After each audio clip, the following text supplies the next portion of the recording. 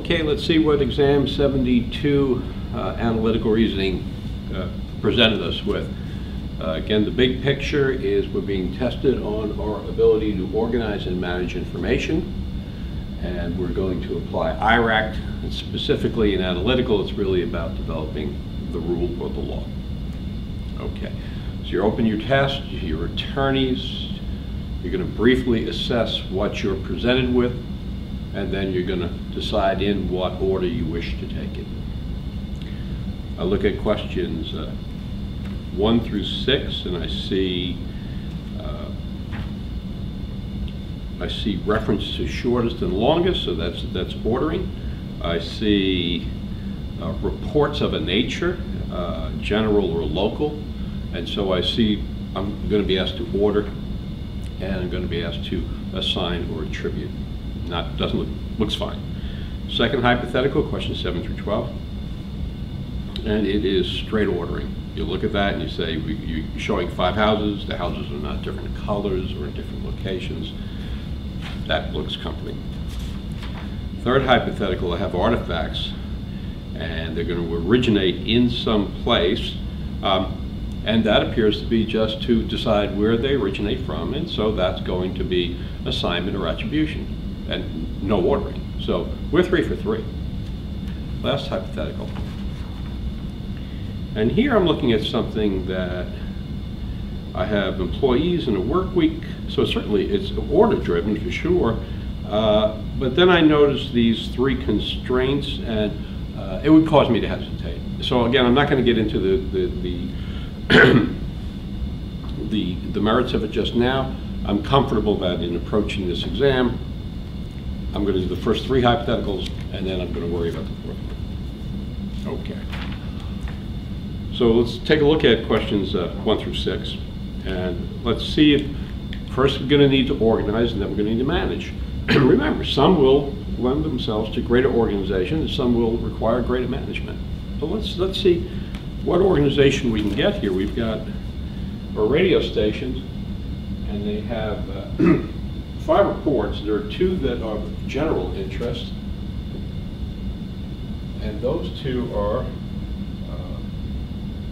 international and national. And then we have 3 that are of local interest, and they are sports, traffic, and weather. Okay. And now we're given our constraints, and our constraints are that there are exactly 2 segments. The first segment contains 3 reports. The second contains 2. So that's not difficult to imagine. The first segment is 3.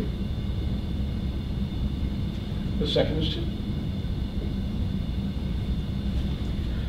With each segment, reports are ordered by length from longest to shortest. So that's the longest in this segment, that's the shortest, that's the longest, that's the shortest. Theoretically, this could be longer than this. So it just, within a segment, it goes from longest to shortest.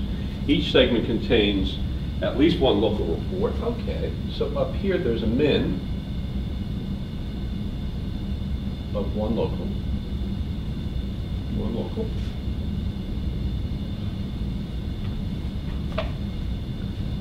The national report is always the longest of the 5. Well, if the national is always the longest of the 5, that would allow us to organize by bifurcating. Meaning, the national report would either have to be in this position or in this position. I'm going to carry down with it that that's a general report, which means this has to be a local report. The sports report is always the shortest of the 5. Well, we'll make note of that. So, and we've taken care of.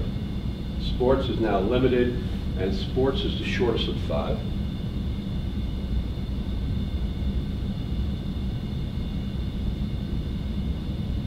Okay, that doesn't seem problematic. And the international is always longer than the weather.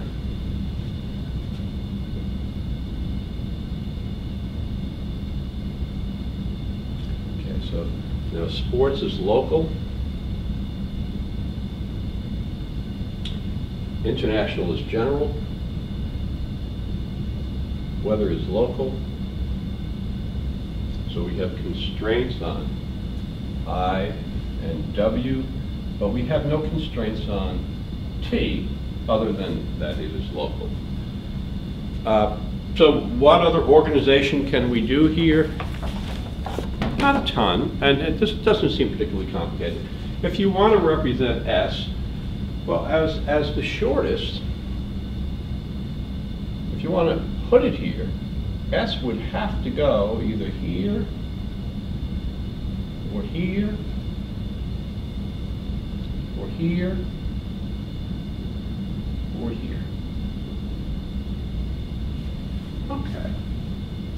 And what you have left basically is the relationship of I and W and T. So this leaves us with T is a local.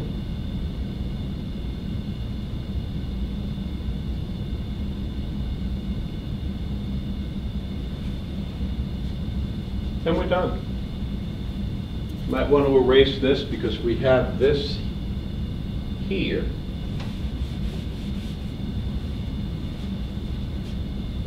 And that's the extent of the organization that we've been permitted to make. So let's try, again, what I want you to do is look for an issue that's not real complicated.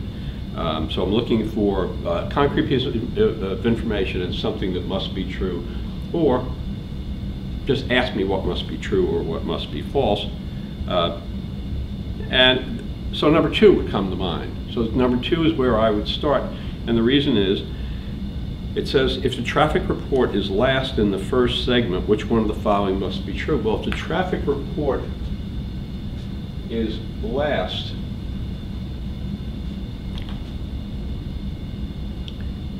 in the first segment, so you'd have T here, and you'd have T here, and you want to know what must be true, and remember the answer's got to be the logical derivative of this. Wouldn't it have to be true that S would be the last report in the second segment? And that must be true. Now, it need not be the answer. They may have more than one thing that must be true, and they might not have made that an answer choice. But if they made that an answer choice, the work is done.